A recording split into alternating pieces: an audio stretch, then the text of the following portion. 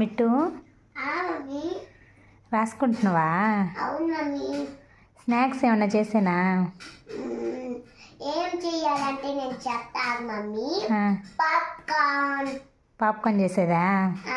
సరే, నువ్వు రాస్తా ఉండు, నేను తీసుకొస్తా చేసి. Okay mummy.